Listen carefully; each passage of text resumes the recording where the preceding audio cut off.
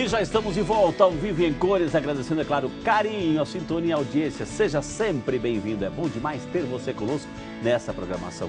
Hoje estamos falando sobre o cuidado que devemos ter para com os nossos olhos, uma boa visão. Conosco, uma das maiores autoridades desse planeta quando o assunto é saúde ocular. O Dr. Leôncio de Souza Queiroz Neto, médico oftalmologista, que está aqui brilhantemente respondendo todas as perguntas. E você pode ligar, é claro. Quer mandar um e-mail? O computador está aqui do meu lado, videsaude@rs21.com.br, videsaude@rs21.com.br. Quer ligar para a gente? 19 3871 9620, 19 3871 9620. Quer mandar um WhatsApp? Também é fácil, 19 9675 5600. Fique à vontade, os computadores, os telefones, as ligações estão à sua disposição aí para você usar bastante. Doutor, o senhor citou antes do primeiro bloco, catarata, que a gente vai voltar no tema, catarata e glaucoma estão muito próximos ali, uma pode levar a outra. Como é que é essa história, doutor? O globo ocular tem um líquido que o preenche, que é o humor aquoso. Ele fica exatamente... Ele trouxe uma maquete aqui. Aqui na câmara anterior, bem atrás da córnea e na frente do cristalino. E o olho produz e drena esse líquido. E o distúrbio disso é que leva ao fator de risco número 1 do glaucoma, que é o aumento da pressão. Então, aumenta a pressão aqui na bolinha, que é o globo ocular. Nessa parte maior, doutor? Exato. E aqui na câmara posterior, e vai ter a lesão do nervo óptico. O glaucoma, o que nós perdemos de visão no glaucoma, de campo visual, perdido está. Então, o glaucoma, existe cirurgia para o glaucoma, existe laser no glaucoma, mas ainda o tratamento clínico do glaucoma é muito importante. Muitas vezes a gente tem que associar colírios, associar um laser ao glaucoma e associar também uma cirurgia. Mas quase sempre há necessidade do uso de colírio. E vou usar o espaço, Frei, para um apelo. O paciente do glaucoma, não é raro eu dar uma amostra grátis e ele usa um mês, ele fala, tem que usar todo dia esse colírio, porque o glaucoma não dói, o glaucoma, ele é sorrateiro, ele vai lhe roubando visão, lhe tirando visão, você vai perdendo e não percebe. E a pessoa desiste de usar o colírio. E nós vamos viver uma época agora, nesses próximos anos, muito difícil para o paciente do glaucoma. Porque antes nós tínhamos a farmácia de alto custo e a farmácia popular. E me parece que os programas sociais, a política social do governo está tirando esses colírios dessas farmácias. E a adesão, a aderência ao tratamento do glaucoma é fundamental. Eu creio que quem não tiver mais acesso a conseguir o colírio numa desses programas, que faça um esforço, porque se tiver aumento da pressão, vai ter perda de visão e não se recupera. Quando o senhor fala, doutor, olha o alerta aqui, os planos nacionais, enfim. Doutor, como é que a pessoa sabe que está tendo a pressão? Está doendo, doutor? Assim, como a cabeça está latejando, assim, o olho está ardendo, está doendo? Como é que é? A dor não é muito característica, varia muito. Às vezes ela é um pouquinho, uma dorzinha leve, dá uma turvação na luz, aparece um arco-íris. Esse é o problema do glaucoma. A sintomatologia, não tem uma sintomatologia importante, um sinal importante que a pessoa perceba.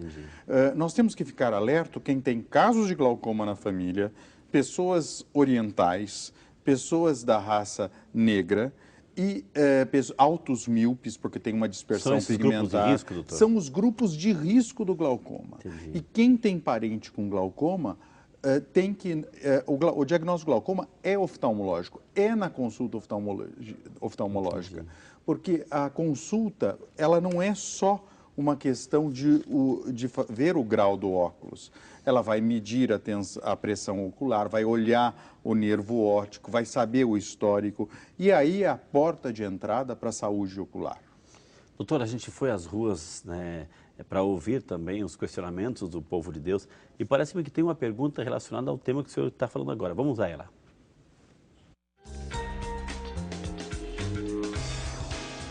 Meu nome é Daiane, eu gostaria de saber se a pressão arterial tem alguma coisa a ver com a pressão da visão. Aí, doutor, pressão arterial é a mesma da pressão da visão? Não é a mesma. A Daiane colocou muito bem essa pergunta. A pressão arterial é medida na farmácia, com aqueles aparelhos aqui no braço de pressão, com os manômetros todos. A pressão intraocular, ela é medida no consultório oftalmológico, são mecanismos distintos. Mas hoje nós sabemos que deve ter alguma relação entre a pressão arterial e a pressão ocular, principalmente nas pessoas, nos hipertensos, e com as novas medicações, essa nova geração de antihipertensivos, às vezes tem trazido no calar da noite uma hipotensão muito grande e que nós estamos estudando para ver se a nutrição do nervo não está sendo afetada. Deve ter uma relação entre ambas as pressões, mas são mecanismos de medida distintos. Por que, doutor Leôncio, que uma pessoa que tem diabetes, que talvez assim não esteja cuidando da sua diabetes, por que pode levar, a diabetes pode levar a uma cegueira? Por quê? Bom, Frei, o senhor colocou muito bem. O diabetes é uma doença sistêmica. É uma doença que no olho, como ele afeta muito os vasos da retina, é comum o oftalmologista diagnosticar o diabetes antes dele saber que é diabético um paciente. Porque o diabetes, como ele deixa a pessoa mais docinha, a glicemia, ele acaba desidratando o cristalino. A pessoa, um hipermetro, porque usa óculos para longe, um belo dia fala, nossa, agora estou enxergando bem de longe, enxergo de perto, o meu óculos não está tendo efeito. Muitas vezes ele vai no meu consultório, me conta isso, eu vejo que o grau reduziu e ele está começando a ficar diabético. E quando a glicemia melhora, cai para um nível normal, ocorre muitas vezes o inverso. E essa hidratação e desidratação do cristalino que leva o diabético a ser mais propenso à catarata. É essa alteração que ele tem que leva ele a ter neovasos, hemorragias e muitas vezes descolamento da retina e até glaucoma neovascular. Ou seja, o diabetes, ele causa sérios problemas oculares. Por isso que o paciente diabético, ele precisa ir ao oftalmologista com uma certa frequência. Se for um diabético inicial, a cada ano. Agora, se já for um diabético que tenha lesões oculares, ou já tenha início da retinopatia diabética, muitas vezes hoje essas visitas têm que ser semestrais. E doutor, é por isso que há necessidade de controlar bem o diabetes, porque não é só questão do açúcar, não é só questão dos vasos, não é só questão dos membros que pode perder, amputação, etc. Também levar a cegueira. Tem que ter um controle absoluto, doutor. Sem dúvida. E não adianta deixarmos, querer tratar depois que a retinopatia diabética apareceu. Então você tem que controlar bem, o diabético com o diagnóstico tem que controlar bem a sua glicemia a vida toda, para evitar, porque muitas vezes quando ele resolveu controlar e se adequar ao tratamento, ele já causou lesões que são muitas vezes progressivas e você não tem como estancá-las. O senhor falou de, o nosso olho também é cheio de vasos, enfim, etc. E tem muita gente que, de repente, tem aquela coceira, doutor, assim, e que coloca o dedo e esmaga, empurra o olho, que vai lá, né, coçar com uma certa até violência para tirar aquele incômodo.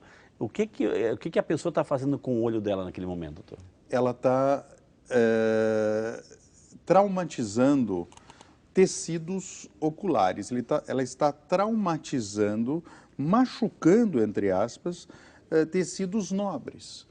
Né? O nervo óptico é uma expansão, é uma continuidade dos tecidos do nosso cérebro. A nossa retina também.